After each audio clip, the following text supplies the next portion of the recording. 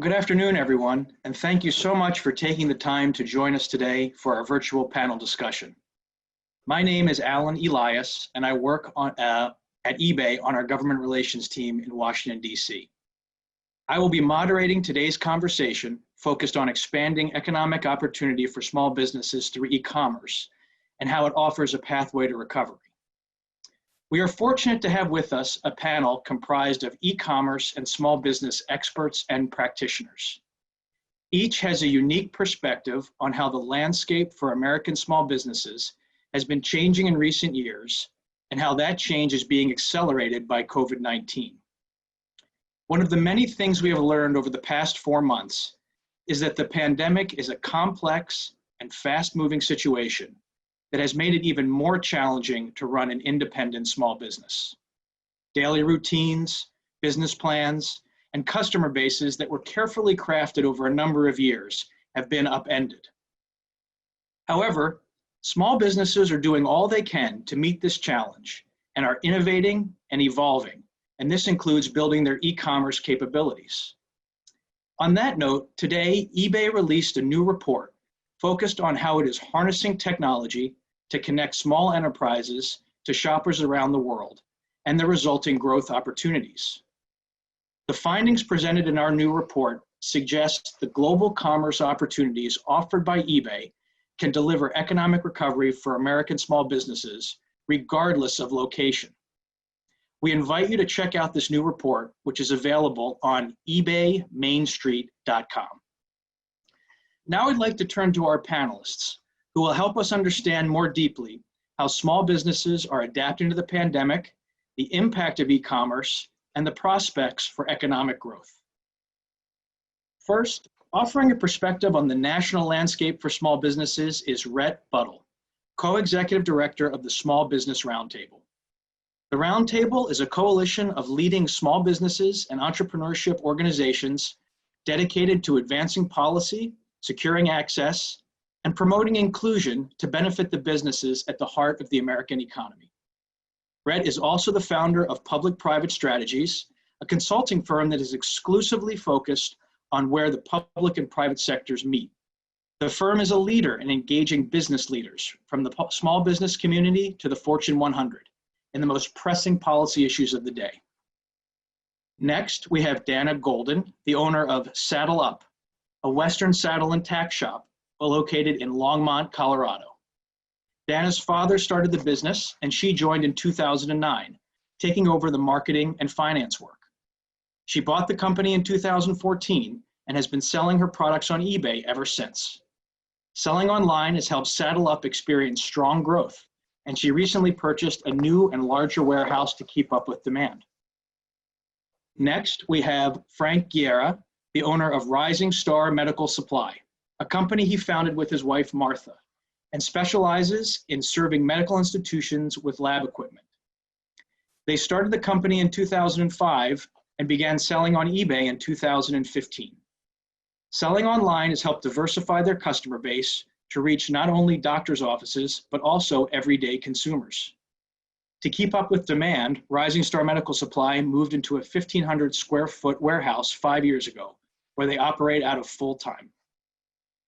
And last but not least, we have Ashley Shillingsburg, Senior Manager of Federal Government Relations at eBay, advocating for policy issues that help small e-commerce businesses succeed. Ashley joined eBay in 2017 after nearly a decade serving in senior policy positions in the House of Representatives. Additionally, Ashley is an active eBay seller and previously operated a small business on eBay selling vintage goods and antiques. So now I'd like to get into our discussion questions. And the first topic I would like to cover is the impact of COVID-19 on small businesses across the US.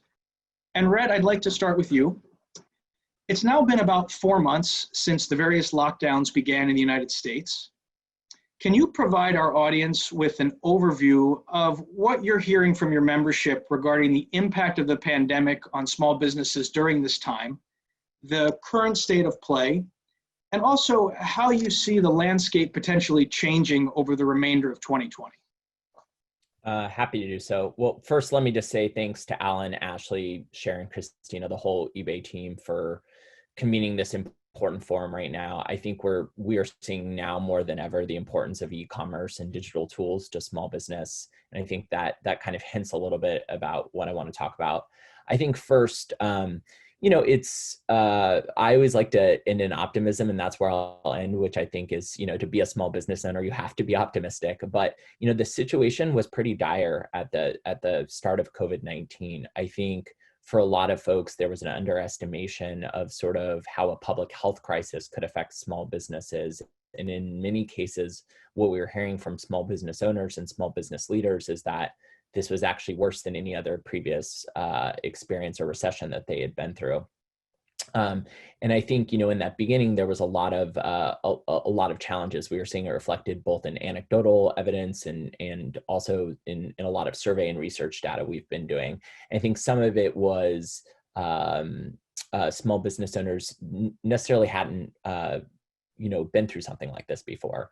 And I think there was also a lack of sort of response in the beginning for exactly how to respond to something like this. Now that folks have been in it for a little bit longer, and we've been through a series, particularly on the federal government level, of different pieces of legislation that have passed, and in some cases, what has been exciting is we've seen bipartisanship happen around a lot of the coronavirus legislation. There's, I think, been small glimmers of hope for optimism. I should also say, we're starting to see a lot of innovation at the state and local level. A lot of states setting up recovery funds to help small businesses, a lot of local governments doing unique things. So in some ways, we're seeing public-private partnerships like we've never seen before. I think what's interesting also is that we're seeing small businesses do what they do best. They're innovating, they're adapting to the change.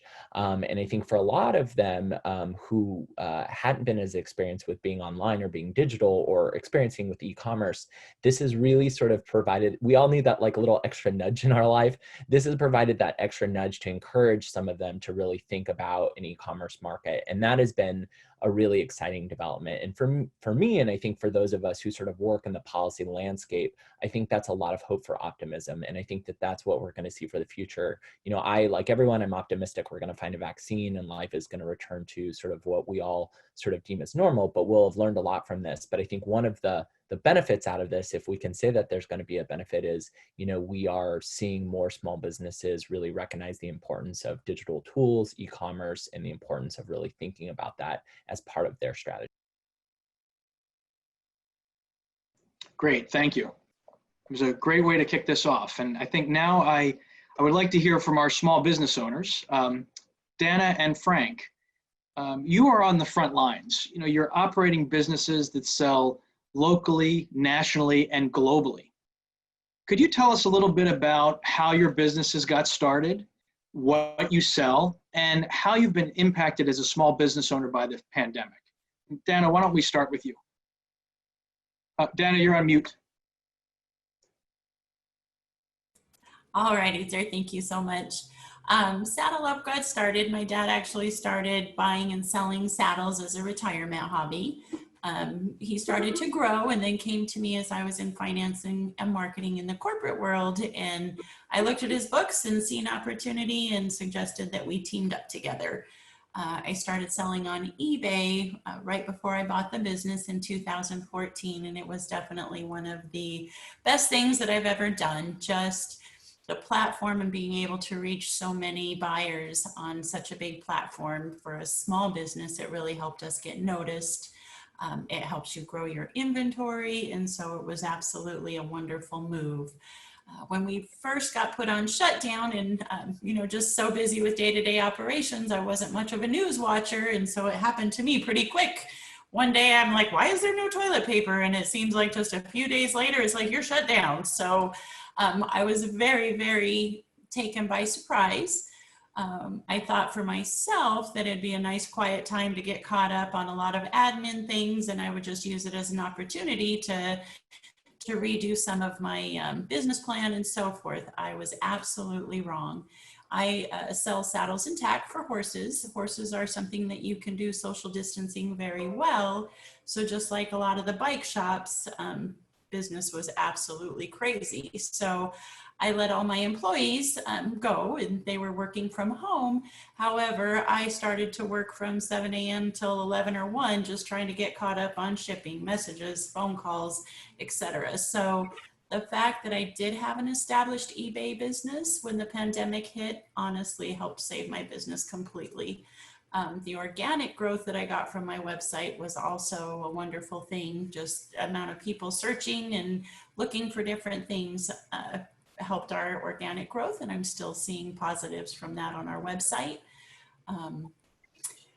I just strongly recommend that have all the sales channels out there that you can, and you know, it helps float you through times like this.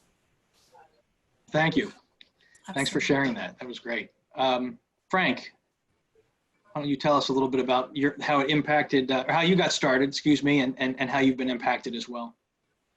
Yes, I got started many years ago when we were doing it from our house, and we started selling supplies, kind of like a hobby, wanting to hopefully make it into a business. I was working part-time, and then the rest of my time I was searching for products that I could sell, and trying to start a medical supply business that I knew very little about. I did know some, my brother-in-law was a doctor, and he occasionally, I had gotten things for him that he needed, like equipment and things like that. And I had worked for a gentleman who sold medical equipment into Mexico. So initially I started with selling equipment. And then I found out that equipment, you sell it one time, and then you're gonna have to wait a while before you sell it again. And so I started getting more into the supply business and selling medical supplies. And so when we first started, I was finding it difficult to find products that I could sell on eBay because the prices were lower.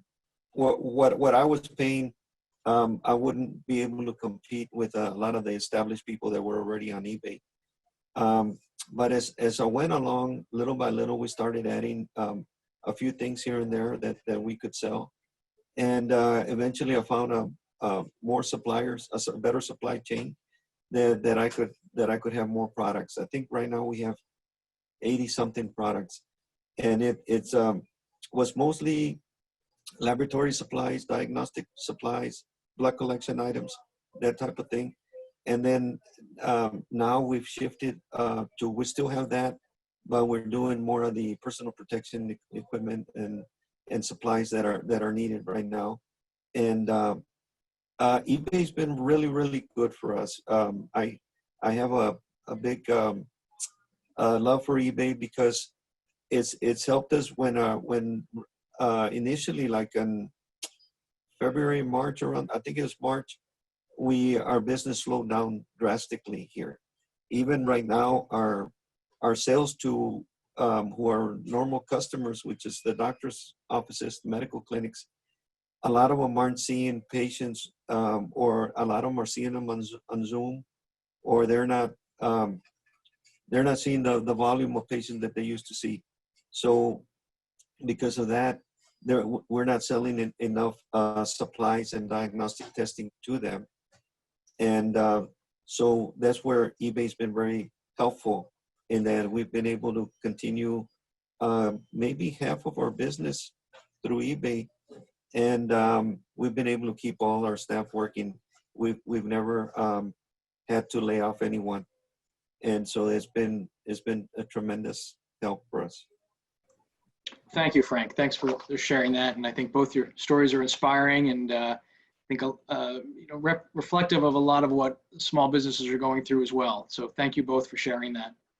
The next question I'd like to ask is to Ashley.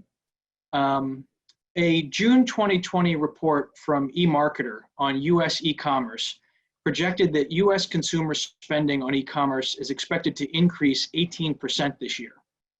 At the same time, a recent report from Main Street America revealed that more than 2/3 of small businesses did not have an e-commerce sales component. Can you talk a little bit about what eBay has been doing to help small businesses establish an e-commerce sales channel during the pandemic? Absolutely. Thanks, Alan. And thanks so much to Danna and to Frank and to Rhett for joining us today. This has already been such a great panel. I'm really, really happy to be participating. So for 25 years, so it's our 25th anniversary this year, eBay has been built on a foundation of connecting people and fostering economic opportunity, especially for entrepreneurs and small businesses. So this crisis has really been a moment for us as a company to step up and to meet the needs of our sellers and our buyers. So realizing the impact that small businesses and brick and mortar businesses around the world faced as shelter-in-place mandates went into effect, eBay built on the work of our Retail Revival program, which was a program that was designed around onboarding brick and mortar stores in specific parts of the country to invite brick and mortar retailers to keep their businesses going on eBay with a new program called Up and Running.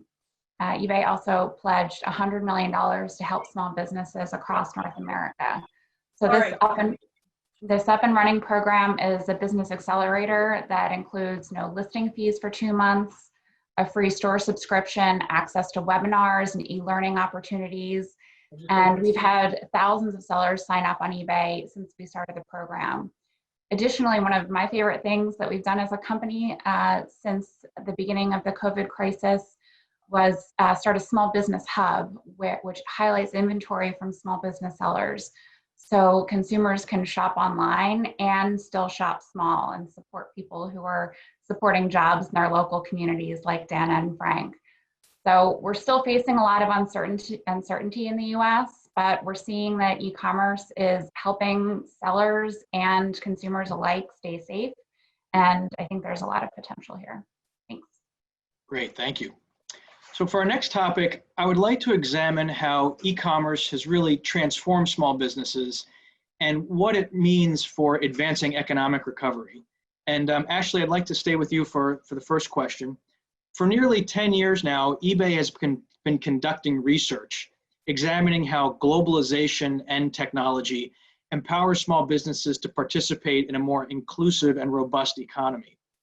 Today, eBay published a new report on US small online businesses that really touches on how technology platforms have changed the nature of global exporting for small businesses. Can you explain this new model of digitally enabled trade and tell us about the related findings in the new report? And then also how this might be able to provide a pathway to recovery. Absolutely, thanks. Yeah, we've been looking at this data for years now.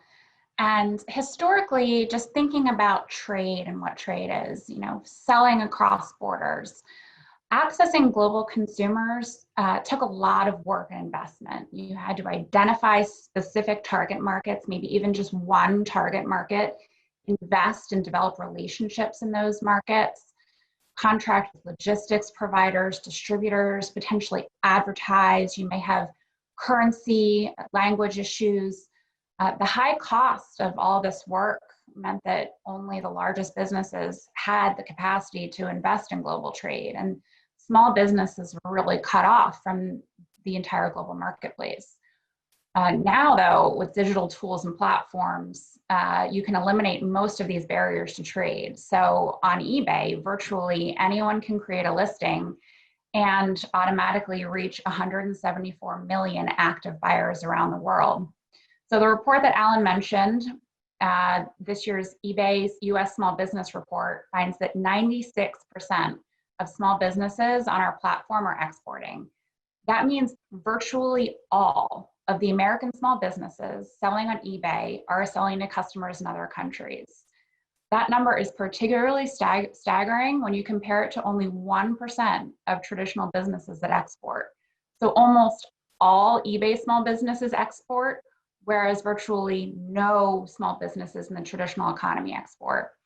And these small businesses are not just accessing one or two markets. eBay small businesses are reaching an average of 17 different global markets. Traditional businesses who export reach only an average of 4 different markets. And more than half of our small businesses are accessing markets on 4 or more continents. What do these statistics say about the role of e-commerce in economic recovery? Helping small businesses reach customers outside their local area, whether other parts of the United States or around the world, will help make sure that the recovery does not exclude businesses based on their size or their location. This inclusive recovery will be critical to making sure that the crisis doesn't just entrench already dominant players at the expense of others. Thanks. Thank you. Danna, Saddle Up has a brick and mortar store and also a robust eBay presence that you touched on. How has the ability to sell to customers all over the world transformed and helped your business and your local community? Oh, Danna, you're on mute. It's okay.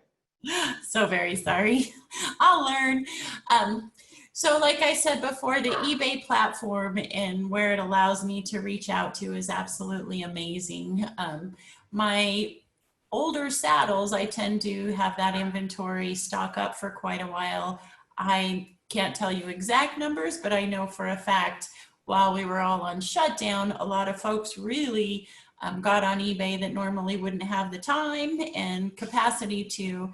I shipped more of my used saddles and cleared out old inventory like I have never before.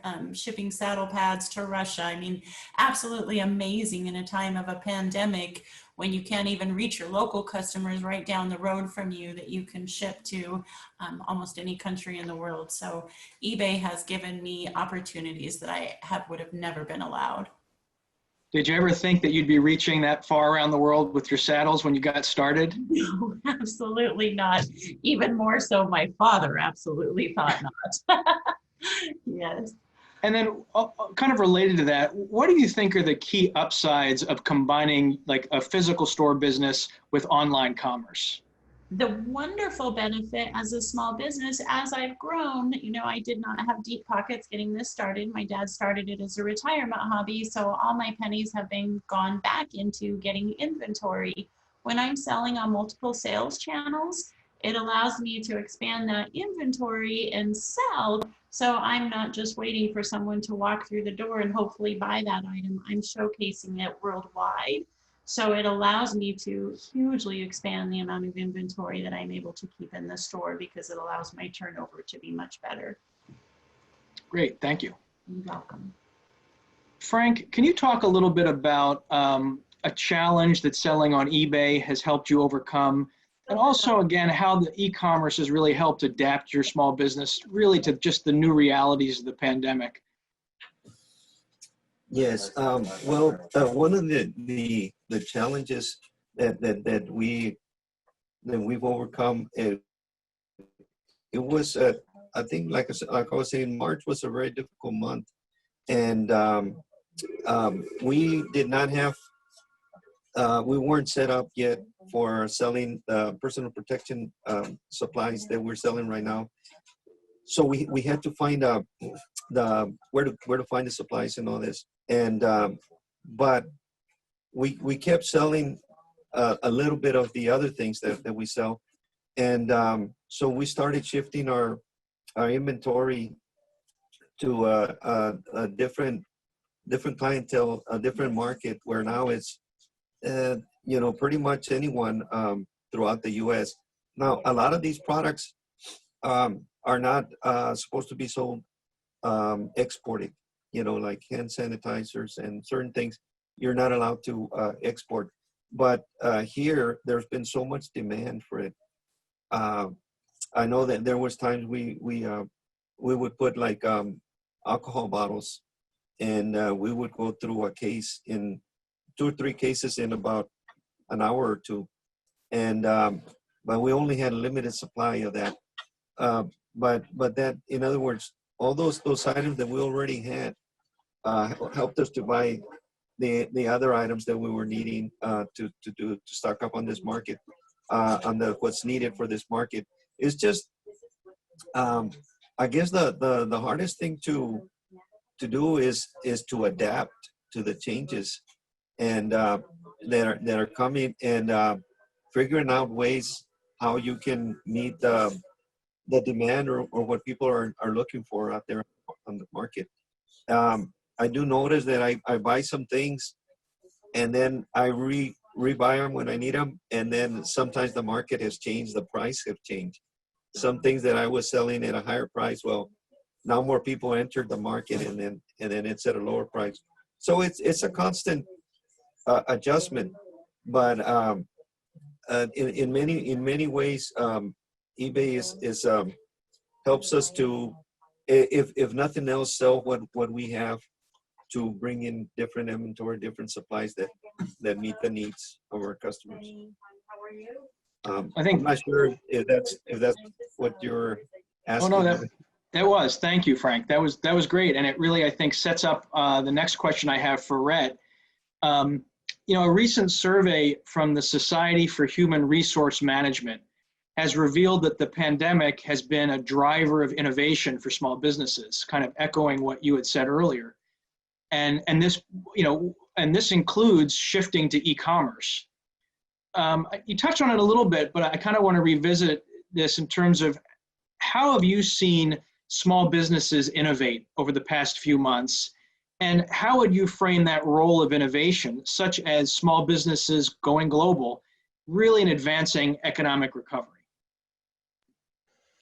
So I think it's going to be critical, and, you know, and as I noted a little bit before, I think, you know, for some people this was like a little bit of a nudge, but I think what we're also seeing is sort of a dramatic acceleration. And, you know, small businesses are not only critical to the American economy, we know that they create 2 out of every 3 jobs here at home. They're also critical to everything that we do around the world. And, you know, for small businesses to be competitive and to really find their customers, it's really important that they're not only obviously focused on the American market, but they're also thinking about how they can reach consumers abroad in other countries. We've heard some great stories about that today.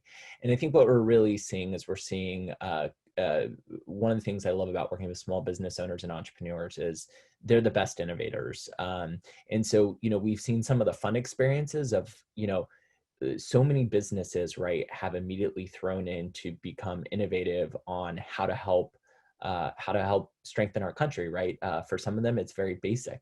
They're you know, making masks. They're thinking about new ways to dispense hand sanitizer. You know, some of them are working hand in hand with our government to race towards helping us you know, find a vaccine, right? All of those folks, those amazing innovators, are small business and entrepreneurs, which are so critical. But I think the bigger piece of this is, you know, in order to really recover and be on a path to recovery, and for us, a huge priority for us is a more inclusive recovery that is inclusive of small businesses.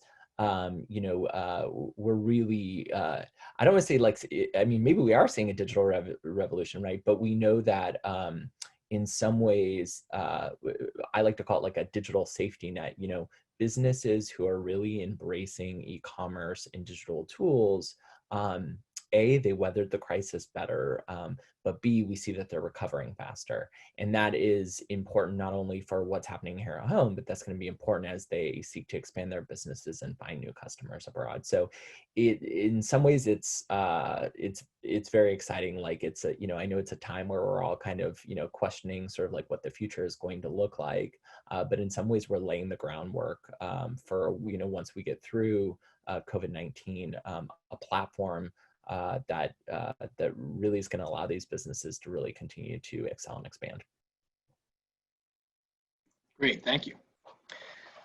For our next topic, I wanted to look at the impact of e-commerce on Main Street communities across the United States. And Ashley, I'd like to start with you. In recent years, I mentioned before about eBay's public policy research. You know, it has really found that expanding the global trade opportunities for small businesses via e-commerce is, I think, countering the forces of what we'd call economic concentration across the country. So a lot of jobs and people kind of consolidating into the bigger metropolitan areas. And we've seen that kind of trend over previous recoveries as well. You know, I think in our research has found examples in counties facing moderate to severe economic headwinds. The increase in the number of small businesses on eBay far surpassed that of the traditional economy. eBay's new report took a similar look at rural counties. Can you talk a little bit about the findings and then also what could be the impact on the economic recovery for those areas? Absolutely. Thanks, Alan. I had touched on this a little bit previously, but it definitely warrants dialing in on and speaks to exactly what Rhett was talking about, which is an inclusive recovery. So as you said, Alan, during the last economic recovery, we saw that economic growth was really concentrated in specific parts of the country, mainly large urban areas, while small towns and rural areas saw declines. We looked at new business formation growth on eBay, so the number of new businesses that were started on eBay, and in the traditional economy overall throughout the country, and compared the two. So in the time period that we looked at, business growth was about 6.8% in the traditional economy and 29.6% on eBay. That means that new business growth on eBay was 4.4 times the traditional economy, which alone is staggering. Even more encouraging was what we found when we dove into the data on new business formation in rural counties. In the period that we looked at, new business growth in rural counties was pretty flat in the traditional economy, just 0.6%. On eBay, however, new business growth in these counties was 13.1%.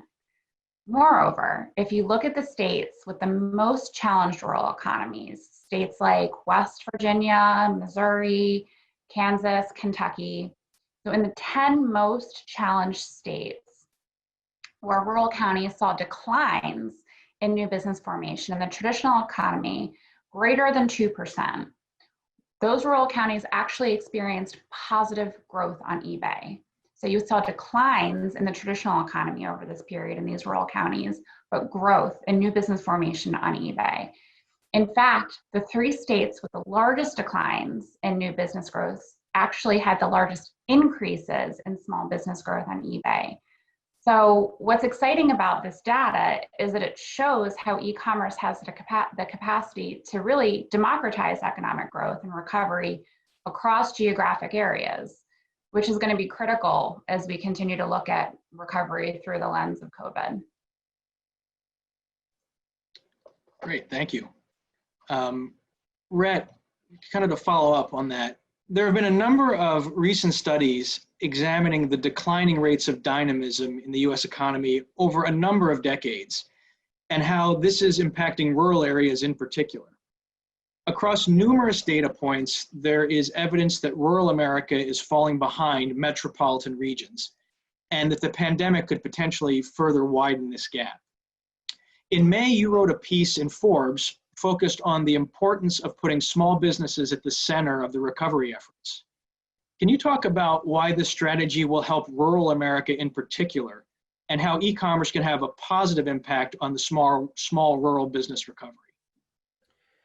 Yeah, I think it's, you know, the what's happened with COVID was interesting because we saw a lot of the major impacts of it in cities first, because obviously it's very basic, right? People live closer together in cities. And I think now we're really more just starting to understand the impact that it's having in more rural areas. But in some ways, I think what's interesting about something like public health or like COVID, and I have a background working in healthcare policy, which is why I find the intersection between healthcare and small business so interesting, is, you know, it's indiscriminate, but in some ways it's leveled the playing field. And so, you know, what's really fascinating, and these are anecdotal stories, but I'm sure we're all seeing it, you know, I can't tell you how many people have said like, hey, I'm packing it up. I'm done with the city. I'm moving somewhere, you know, better for me and my family. And so in some ways, I think this sort of, you know, move towards a more digital economy levels the playing field in some ways. And I think that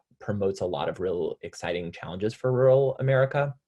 Of course, rural America has a ton of champions in Congress, but I think, you know, I would make the statement that we don't talk about or think about them enough. I think folks often first go to cities. So what's exciting about some of what we're seeing is that we're seeing a little bit of a equalizing opportunity. And I think digital tools and e-commerce have the ability to really help rural America in that way. But I also think we're going to see more talent, moving back to more rural areas, right?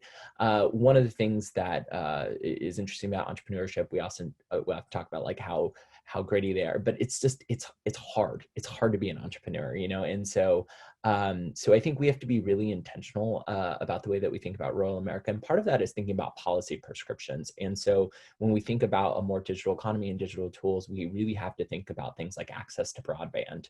And that really has to be a commitment that we're not only making at a local and state level, but also at a federal level. The only way we're going to be able to scale some of these things. There's amazing things the private sector can do to help, but to encourage this digital innovation, we really have to think about how we're wisely investing in things like broadband, for example. So the policy prescriptions are going to be really important to this, but I think that there's a ton of exciting opportunity as we think about rural America. And I think entrepreneurship and the opportunities that are presented to it through e-commerce and digital tools we're kind of at this sort of precipice moment.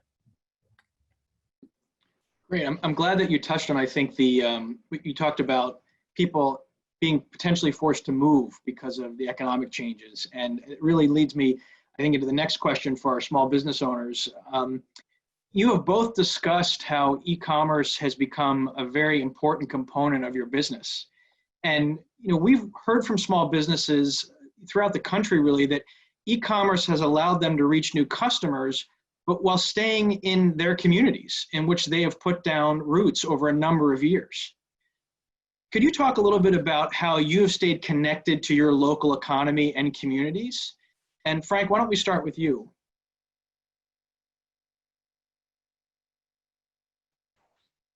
Yes, well, as usual, we always try to provide, excellent customer service here with our local community. And so we're trying to balance both. We're having our orders come in that we try to deliver and get delivered on a daily basis with our customer, with our clientele. And then you keep hearing what things they're asking for. And so a lot of the things that we have are from what our customers have asked us, or that they're needing, what they're wanting. And so from that, and a lot of that is similar to what the rest of America is looking for in many cases.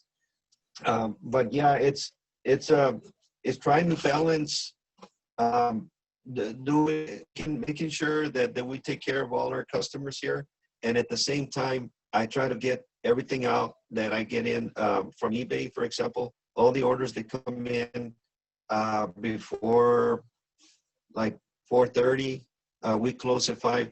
We try to fill them out, and then even though FedEx or the postman have already passed by, we still go drop off what's left that afternoon or that evening before we go home.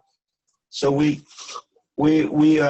primarily are trying to always take care of our customers here locally, and then but mix in and trying to keep our customers happy also on eBay. And what I try to do is, when we get too overcrowded, like if let's say there's one product that's selling a lot, I might just put a few on for that day, and then take them off, and like say 6 or 8. That way we'll have enough time to make sure that we get all the orders out for a clientele, and also for me. Now, when it gets real slow here, like it got for a while, then we had a lot of time to do just the eBay items.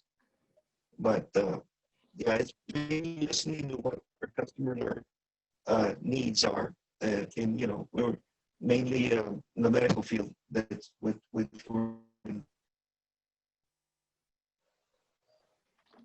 and now, like it's also seasonal. Like summer is usually a slow time generally for us. So as it gets closer to the fall, we start getting busier with other things. So right now it would have been really slow for us in the summer. So like I said, our sales have been steady throughout. So it's a good thing. Okay. Danna, can we get your thoughts too on just staying connected to your local economy and community through e-commerce? Oh, you're on mute. I was going for it this time. Oh, okay, sorry.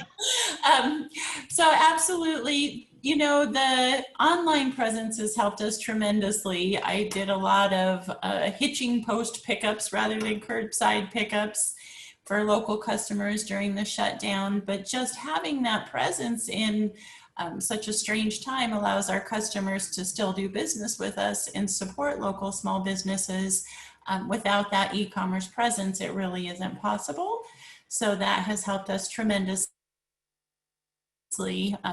There is a lot of struggles, you know, just replenishing product and so forth, because a lot of our manufacturers were shut down for a set amount of time.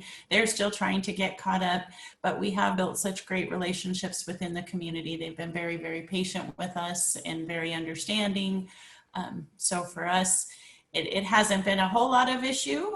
We did have, of course, a surge when we reopened, but staying in front of our customers, we use a lot of social media and just online presence.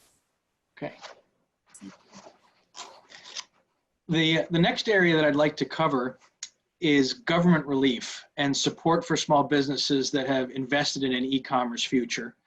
Rhett, you touched on this a little bit earlier, but you know, the Small Business Roundtable has been actively engaged with senior government officials since the start of the pandemic. Congress has passed a number of relief bills, and leadership has signaled there will be an effort to pass another package prior to the August recess. First, could you talk a little bit about what feedback have you received from your members on federal relief enacted to date? So I think the thing that's been exciting about federal relief is, you know, I know everyone likes to talk about it. I like to joke, you know, but we're in a time where it's not very often you see Republicans and Democrats holding hands. And I think what I do want to applaud folks for is this has been a very bipartisan effort to respond to the CARES Act. So that's been really exciting to me. And I think, you know, the response that we've seen has been primarily focused around how to get small business owners access to capital. And that is the number one sort of, you know, thing that we hear, you know, from small business owners. So a lot of folks are familiar with the Paycheck Protection Program, the economic disaster loans. And, you know, I think the response on that, to be fair, has been it's helped a lot of people, but it hasn't helped everyone. And so I think there are opportunities to be innovative, particularly for really small businesses where, you know, applying for a loan or filling out some additional paperwork to get your loan forgiven is challenging. So I think in this next phase, we're going to see some interesting, I'm hoping that we'll see some sort of interesting and innovative ways to get access to capital to small business owners quicker. I think where there's some opportunity beyond access to capital, and I don't want to diminish that, you know, getting people access to capital, is thinking about unique ways that sort of a broader set of issues, because everything touches small business. So we briefly touched on the digital divide, but like the what's going on, you know, with investing in broadband, what's going on with the postal office, you know, all these things that don't necessarily seem like small business issues. Another one, health, you know, healthcare and health insurance costs, right? All of these issues that we don't sort of think of small business issues are important to small business owners. And so I think we should be also thinking about that broader context of the decisions we're making in our broader infrastructure that will really help small businesses grow. And I think for that and the importance of this conversation, that means sort of a federal bipartisan commitment to really making sure that we're bridging the digital divide, that we're investing in digital tools, and that we're making the experience that we're hearing from these small business owners easily available for other business owners who want to export to other markets or maybe even go online for the first time. Ashley, we have heard from you today about how eBay is really empowering nearly all of the small businesses on its platform to export, and how that translates into growth that is geographically and economically inclusive. As more and more enterprises are turning to e-commerce to expand their customer bases, what can government do in upcoming relief legislation and beyond to reduce friction, remove barriers, and drive recovery for these businesses? Yeah, thanks, Alan. So we as a government relations team have been hard at work to make sure that the needs of small e-commerce businesses are part of economic relief. We supported the Paycheck Protection Program, and we need to make sure, like Rhett said, that there are dedicated resources that are accessible to small businesses if they are struggling right now. Another thing that we're working hard on, I know we've all probably gotten to know our postal workers pretty well throughout the crisis. Shout out to Leon, my postman, sorry for all the boxes. But 75% of the small businesses on eBay rely on the Postal Service to reach their customers. So making sure the Postal Service remains affordable and reliable, especially throughout the crisis, is really critical. The Postal Service is delivering all of our packages. They're losing a lot of money on mail volume right now. And they've sent warnings to Congress that they may run out of money either this year or next. But they're still critical infrastructure. So they really need the support to make sure that their employees are working safely and that they can continue to support this economy, which is helping so many customers and sellers get through the pandemic safely. Looking at trade, easing costs and red tape for cross-border sales is going to make sure that small businesses can really take advantage of the economic opportunity that e-commerce offers. Cross-border trade got a lot more complicated in the early days of the pandemic, but making sure that even as countries around the world are trying to keep consumers safe, making sure that there's not so much red tape that it doesn't make sense for small businesses to participate in this kind of trade is really important. And then, Rhett has raised a great point on the digital divide, making sure that there's robust internet access and affordability throughout the country is going to be critical to making sure that everyone can take advantage of these opportunities. I'm very interested in hearing from our small business owners on this topic. Frank, Rhett mentioned the Paycheck Protection Program, and you applied for and received a PPP loan. As a small business owner, can you share with our audience your thoughts on the process, the impact the program has had on your business, and what else might be helpful from a relief standpoint? Yes, I think the paycheck protection checks were so helpful because it allowed us to not have to worry too much. Am I going to be able to cover, our expenses for our employees? It was a little frustrating at the beginning because we went and we tried and apply as quickly as we could, and we went and by the time we got there, it took us about a week to do it. The funds were gone. They went real fast, and so we tried the second time around, and it is a little complicated because I went through a different bank, which they require different things. But the second time around, we were able to get the necessary help. I do think that, like I said, that it's been very, very helpful.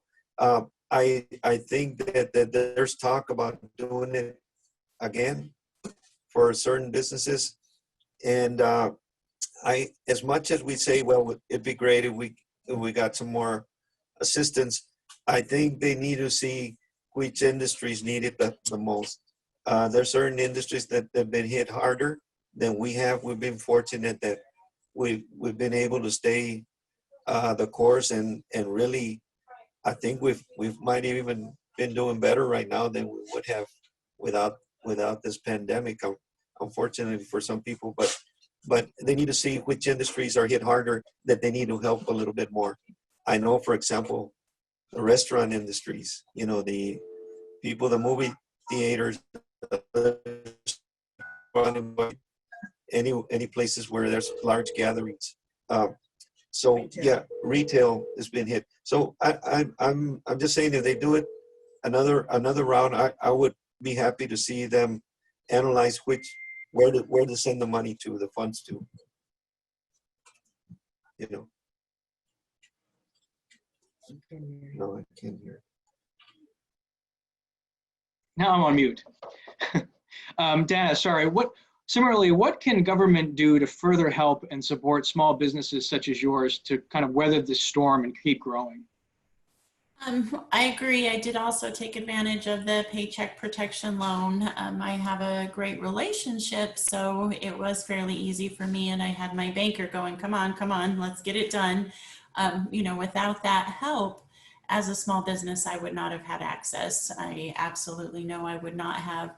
So as Frank said, just laying that playing field, leveling it out is going to be a very tricky thing for government to handle. I had employees working from home without all the income coming in. The online sales were great, but I was working harder than I have worked in years because I was running everything by myself at that point. It's also a completely different thing, but very scary at the same time. You look at your amount of online sales and you think, when that internet sales tax is going to affect me as a small business. Before the pandemic, I'm considered a micro business, less than 10 employees. Now I'm at 9 employees. I've had to add 2 additional because, as Frank said as well, the pandemic has caused business growth for me, which is great, but that is not the case for all businesses. I don't think we would ever imagine a place where large corporations need a lot of the same help as small businesses, and even more so to keep the economy going. Things like movie theaters and even the airlines, it's just absolutely things that we could not foresee. So finding tax breaks that can make it much more individual for that company and that percentage of income and loss and so forth, to me would be one of the easier ways to affect people where they need to be at, instead of just in one blanket sum. Well, thank you both for that feedback. I think definitely as Ashley and Rhett continue to engage with government officials, that'll be super helpful. So I see that we're approaching the end of our hour. And before wrapping up, I thought we would close on a positive note. You each bring a unique perspective with regard to advising, supporting, and running small businesses. And I know Rhett touched just on this in the very beginning, so I think it's a good thing to close with. Can you provide our audience today with your thoughts on why there may be further reasons for optimism for small businesses as we look to the future? And I'd like to start with our small business owners. So Danna, do you want to go ahead? Sorry, caught me off guard. I thought you were going to give that to Rhett. Sorry. Small business owners, for me, any downtime right now, I'm having my girls and my staff work on more e-commerce listings, getting more things robust. If we go back on shutdown, it's going to keep me afloat. Without that, I don't think I could have survived the storm. So that's good optimism for me, that there's always opportunity, even if the world does shut down. Frank? Well, I think that that we've been able to gain a broader customer base than we had before. Before, like I said, we were dealing mostly with clinics, with medical, with doctors, local doctors here, and we would normally deliver. We hardly had anybody ever come into our place, and now we have to be careful with, people coming in and out. So we have signs outside, make sure you ring the doorbell and wear a mask, and we have hand sanitizers and things like that. So, but anyway, we've gained a larger customer base than we had before. So I think that even if everything, and I do hope that it stabilizes and things get better soon with the pandemic. But I think after that, we would still see people that got to know us that wouldn't have otherwise known about us. And so we have to start planning on how to be able to continue keeping their business and, bringing a broader spectrum of products for them. Great, thank you. Ashley, I'll go to you next.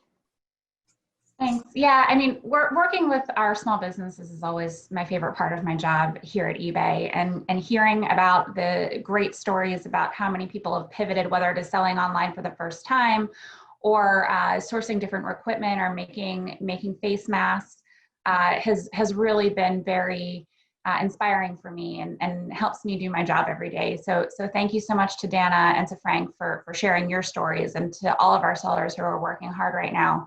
And thanks to Rhett for everything you're doing for small businesses right now too.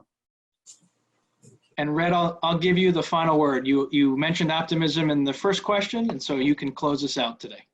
Yeah, I mean, we have no choice. My thanks to everyone for joining, especially to our small business owners. You could be doing lots of things to move your business forward, and being here today is moving your business forward, because we have an important audience on the call today, and it's really important to hear from you. I'll just remind folks, small business owners have pulled us out of every previous recession that we've ever been in, and as I noted at the top of the call, they've created 2 out of every 3 jobs in our country. So, if I had to place a bet, I'm from Las Vegas, born and raised, I'd place my bet on them. Well, thank you, Danna, Frank, Rhett, and Ashley for taking the time to join us today and share your thoughts and perspective on these important issues. This has been a really informative discussion, and I think really provided great insight into what small businesses are experiencing right now and the promise of e-commerce in helping to drive the recovery. I also wanted to thank our audience for taking time from their busy schedules to be with us today. We enjoyed having you. And if you have any questions related to our discussion today, or for the eBay government relations team in general, please feel free to reach out to us on government_relations@ebay.com. Again, that's government_relations@ebay.com. And thanks again, and I hope everyone has a nice afternoon.